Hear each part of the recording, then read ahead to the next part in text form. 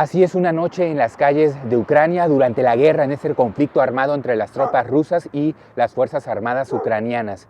Queremos hacer esta transmisión para mostrarles también este otro aspecto que es la vida, si podríamos denominarlo así, o prácticamente el silencio de lo que es las noches en este país en conflicto bélico. Y esto forma parte de la denominada ley marcial. ¿Qué quiere decir? Varias acciones. La primera de ellas, el toque de queda. A partir de las 10 de la noche, ningún ciudadano puede andar en las calles, con algunas excepciones. Seguramente se preguntarán, bueno, ¿y tú qué estás haciendo en la vía pública si aquí ya pasan más de las 10 de la noche? Seguramente ahorita donde estás viendo esta transmisión en el continente americano es la tarde, varía el horario de país en país, pero los medios de comunicación, por ejemplo, nuestra acreditación en las fuerzas ucranianas para la cobertura de este conflicto bélico, indica que nosotros sí podemos estar en la vía pública realizando el trabajo. Ojo, las mismas autoridades hicieron énfasis en que tratáramos de no estar en la vía pública no porque tuviéramos la prohibición, sino más bien por nuestra propia seguridad. Nos alertaron que durante la noche evidentemente el silencio baja en las urbes y eso pudiera ser un indicativo para que las tropas invasoras, en este caso de los rusos, pues pudieran llegar a detectarnos. Así que estamos conscientes del peligro que corremos al realizar esta transmisión, sin embargo creemos también que es parte de lo necesario porque también varios comentarios y dudas nos han llegado al respecto y en esta cobertura especial queremos irlas resolviendo en la medida de lo posible. Entonces hacemos esta transmisión rápidamente y nos volvemos a dirigir a nuestro destino en donde estamos durmiendo para mañana continuar con la cobertura especial. Además del toque de queda, dentro de la ley marcial hay varias medidas. Otra es que los hombres de 18 a 60 años no pueden abandonar este país.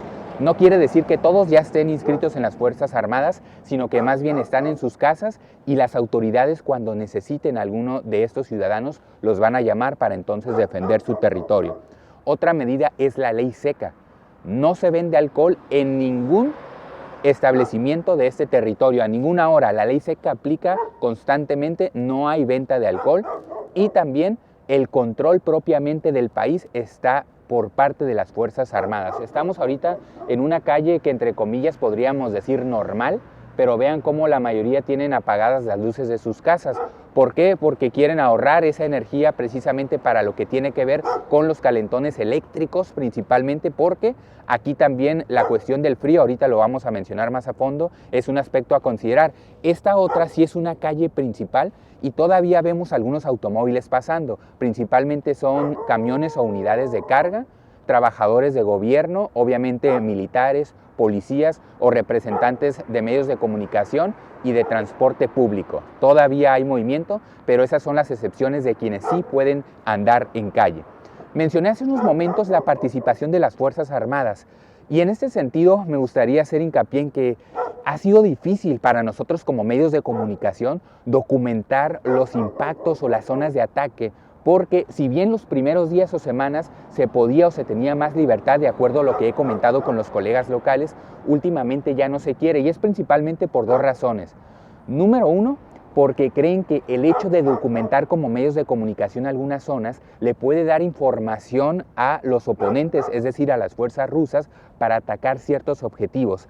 Y número dos, porque de cierta manera también se está en un control de la información y lo que se quiere proyectar de uno y otro bando es que los dos van ganando la guerra y por lo tanto no quieren que se muestren en esas zonas de devastación. Es lo que hemos podido percibir y lo que ha hecho un poco más difícil la cuestión de nuestra cobertura informativa, además de obviamente lo que tiene que ver con la condición humanitaria, con el clima, con la cuestión del idioma que es muy diferente al nuestro.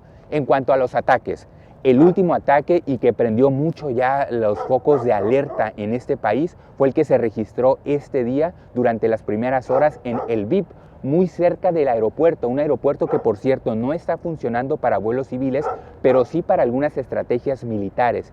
Y ahí es donde se dio el ataque de 6 misiles, de los cuales, de acuerdo a las autoridades ucranianas, 2 fueron interceptados y 4 sí lograron impactar, principalmente en un taller o una planta de reparación de aviones. Hubo daños materiales de algunas aeronaves, sin embargo, las autoridades no informaron sobre heridos o sobre pérdidas humanas.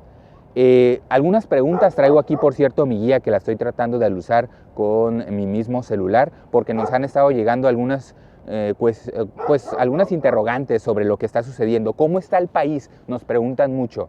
Realmente la verdad es que ya no se considera ninguna zona segura.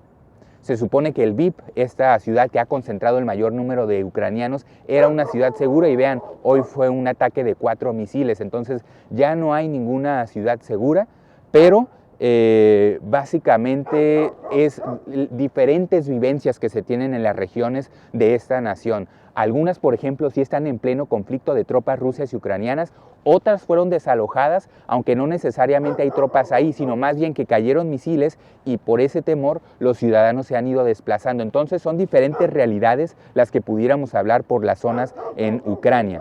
¿Por qué no salen todos? También me preguntan mucho. Bueno, los hombres, por lo que ya mencioné de la ley marcial, pero también hay muchas familias enteras aquí, personas o adultos mayores, mujeres, niños que continúan en esta nación. Y tiene que ver por dos razones principales. Una, porque hay personas que simplemente no quieren abandonar su nación. ¿Por qué tendrían que hacerlo? Y entonces siguen aquí. Dos, porque no pueden, a lo mejor por situación económica o porque no conocen a nadie en otro país y no es fácil para ellos simplemente dejar su patrimonio de la noche a la mañana e irse a otra región y a otro país. Entonces son muy difíciles las condiciones que están viviendo aquí. Y ya por último, nada más para finalizar, les dije hace unos momentos la cuestión del frío. Nosotros, por ejemplo, venimos de un país de un clima templado, por lo menos en la región donde nosotros vivimos, y aquí, esta noche tan solo, en Lviv, que estamos ya prácticamente a las afueras, por lo pronto, de esta ciudad, está a -1 grado centígrado. Nada más para que se den una referencia, nosotros hemos estado aquí 4 noches ya y ha sido la menos fría. De hecho, ya se considera prácticamente la entrada de la primavera y entonces está de cierta manera subiendo la temperatura cuando estamos a -1 grado centígrado. Son parte de los elementos que se tienen y cómo se viven las noches en este país. ¿Qué opinas tú? Me gustaría también que en estas transmisiones haya retroalimentación informativa. Aquí no se censura a nadie, todas las opiniones son válidas y vamos a tratar de ir respondiendo sus dudas en la medida de lo posible en esta cobertura especial. Así es, las noches en Ucrania, en un país en guerra con las fuerzas rusas. Para Badabun, con producción de Guillermo Medina, yo soy José Ibarra. Siempre en la noticia.